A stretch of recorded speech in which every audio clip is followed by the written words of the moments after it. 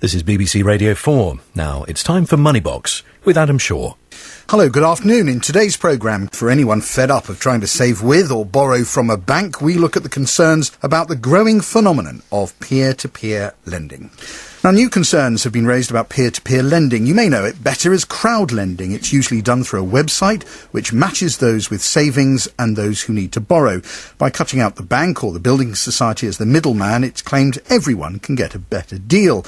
Now, although the level of complaints about peer-to-peer lending is very low indeed, the watchdog says it is on the rise. In some of the cases, the watchdog has highlighted, it says borrowers were unaware they were part of a peer-to-peer arrangement, while others claim charges and early repayment fees attached to their loans were unclear or unfair.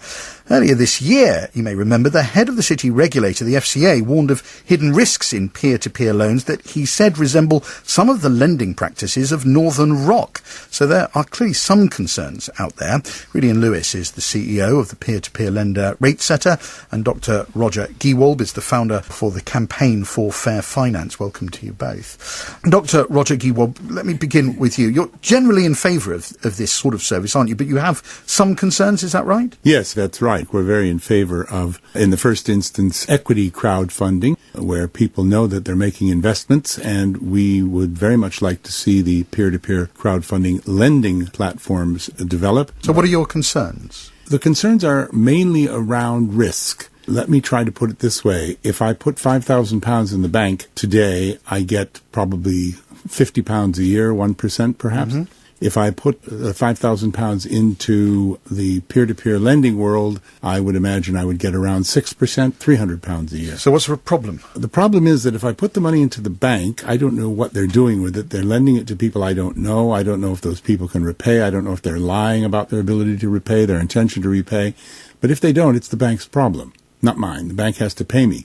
If the bank makes too many wrong decisions like that and collapses, the government pays me under the FSCS scheme. Yes. Now, neither of those are the case in peer-to-peer lending, and I personally would put £5,000 into it if that was money that I thought I might be willing to lose. So you're worried about the risk. I understand. Redian Lewis, what do you make of some of those concerns and indeed of accusations, rather astounding accusations from the head of the FCA that it's all a bit like Northern Rock? Must make people worry? Well, I think it's important not to sort of overstate some of those things. And with regards to the risk, we would turn it on its head slightly and say we're very, very open and transparent about the risk, but we are equally very clear about the reward.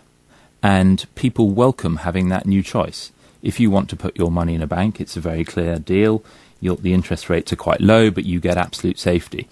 With peer-to-peer lending, and particularly some of the models that have developed, we describe it as low risk. It's not no risk, but it is low risk. And our track record, if I may speak to my own platform, RateSetter, we've been going 6 years. We've lent £1.5 billion.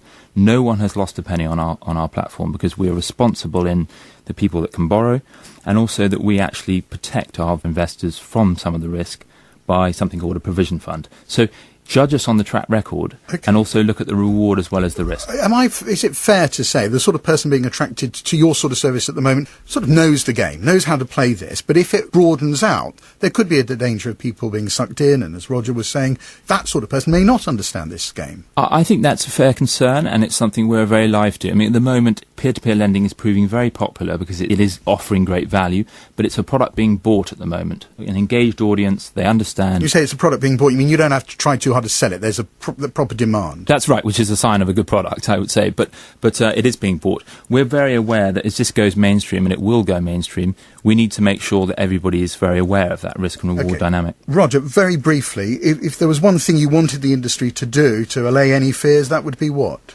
That would be that there is more disclosure about the level of risk being taken. We're not sure that customers really understand that they're lending this money completely exposed. Secondly, there are a lot of complex problems in this area, and they could all be solved by the government covering investments in peer-to-peer platforms. Redian Lewis, Dr. Roger Gewolb, thank you very much.